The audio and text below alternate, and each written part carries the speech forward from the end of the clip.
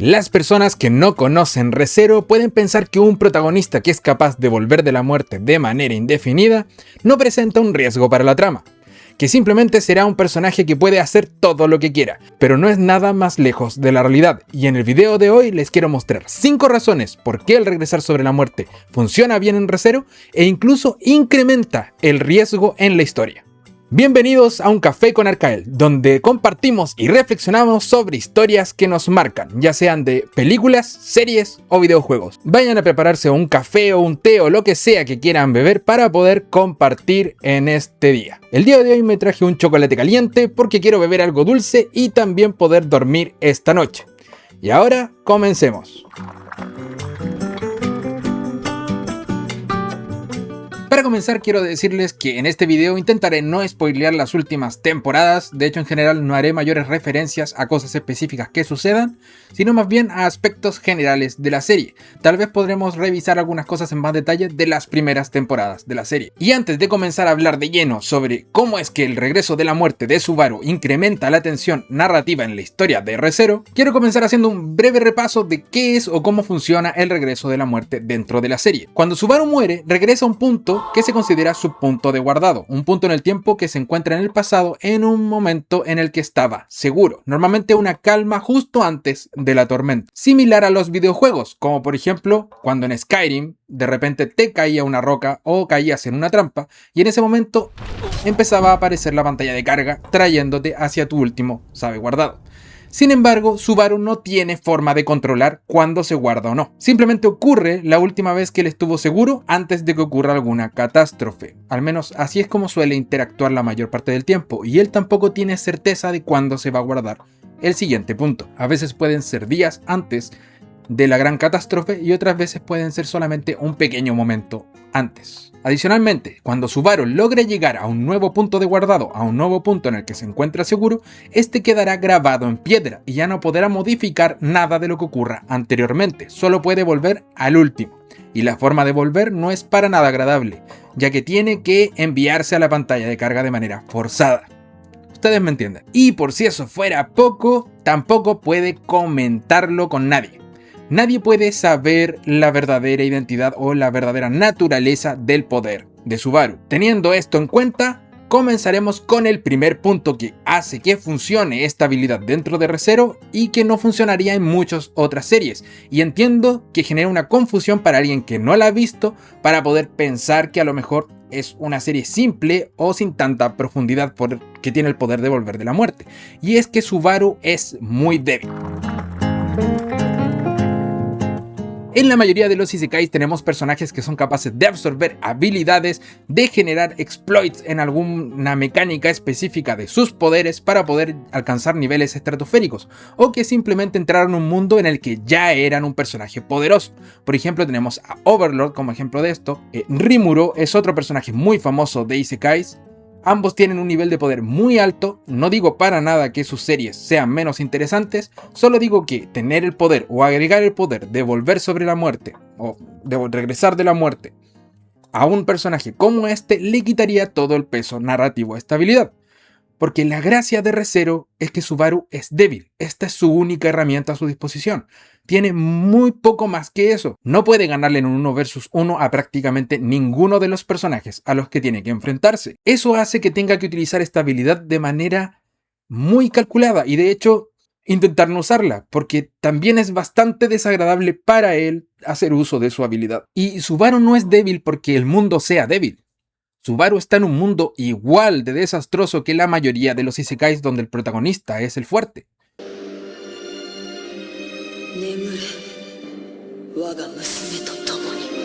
Sin embargo, aquí él no es el protagonista del resto de los isekais. Tenemos a personajes mucho más poderosos como Reinhardt y algunas monstruosidades como Beetlejuice, nunca lo he podido pronunciar bien.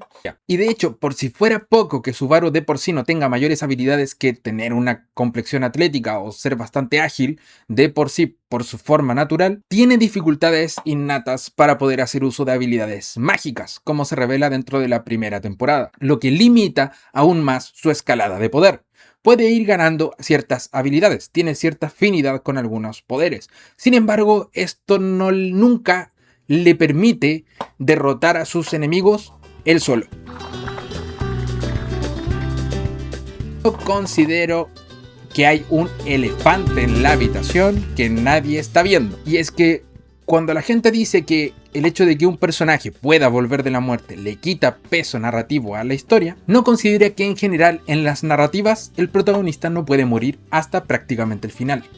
Y no tenemos constancia de que el personaje de Subaru no vaya a morir al final tampoco. No sabemos si la naturaleza de su poder se va a mantener hasta el final de la historia, o si va a recibir algún cambio en algún momento. Sea como sea, el protagonista siempre tiene una armadura de guión, porque si no la historia se acaba con él. Eso es cuando se sigue un personaje principal, como es la mayoría de las historias de anime. En general todas tienen al personaje y van mostrando su desarrollo hasta el final, ya sea este bueno o malo. Re:Zero se da cuenta de que el protagonista tiene esta armadura y lo utiliza a su ventaja como una mecánica de la historia misma. El personaje, en vez de no poder morir, sí puede hacerlo, pero vuelve de la muerte con mayor conocimiento que antes. Entonces Re:Zero, al igual que muchos isekais, incorpora mecánicas propias de videojuegos, pero de una forma muy diferente y con un objetivo muy distinto. El volver sobre la muerte no es solo un poder para el personaje, sino que también es una herramienta narrativa para cómo se quiere contar la historia. Y esto se relaciona directamente con el tercer punto que vamos a ver el día de hoy, que es básicamente el tipo de historia que quiere contar Re:Zero. El tipo de historia que cuenta esta serie es muy diferente a la mayoría de los isekais. No es una historia de combate y heroísmo, es más bien una historia de misterio. Re:Zero es principalmente un thriller psicológico. Si te está gustando el video, no olvides de darle like y suscribirte. Todas esas cosas me ayudan muchísimo a poder hacer crecer esta comunidad. Muchas gracias por estar aquí y espero que estés disfrutando tu café. Re:Zero es una historia principalmente de thriller psicológico porque el protagonista se enfrenta a misterios sin resolver y a horrores inimaginables que van afectando a su psique, pero además le van permitiendo conocer mejor el mundo. Y a diferencia de muchas otras historias, no tenemos un narrador que nos aclare lo que está sucediendo, sino que vamos descubriendo el mundo con el personaje. Por lo tanto, permite al espectador ir reflexionando sobre qué es lo que está pasando o qué es lo que puede pasar, quién puede estar detrás de las desapariciones, de las muertes o de lo que sea que esté sucediendo en el momento. Y en general son situaciones bastante peligrosas, complicadas y desagradables, donde suele haber más de una amenaza de manera simultánea, a veces relacionadas y a veces no. Por lo tanto, el personaje tiene que ir averiguando entre sus intentos, conversando con la gente cómo es que puede solucionar esto. Y no solamente descubrir lo que está sucediendo, sino que también encontrar una forma de resolverlo. Él siendo débil, recurriendo a los otros para poder solucionar el problema. El misterio es clave en esta serie para poder generar la sensación que busca en el espectador. Y Subaru, yendo a todos lados, haciéndose amigos y obteniendo cercanos, no solamente le permite solucionar un problema, sino que también va incrementando el riesgo de la serie. Y eso es porque Subaru es una persona buena, lo que nos lleva al cuarto punto. A Subaru le importa el resto. Si nuestro protagonista fuera un personaje desinteresado, que no se preocupa por los demás, esta serie tendría mucho menos peso narrativo. Volver de la muerte para conseguir solo tus propios objetivos de la manera que tú quieras no genera mayor impacto en el personaje o en la historia, pero cuando vemos cómo él se encariña y quiere proteger a Emilia, a Rem, a Ram y a muchos otros personajes, como por ejemplo Otto, mi favorito,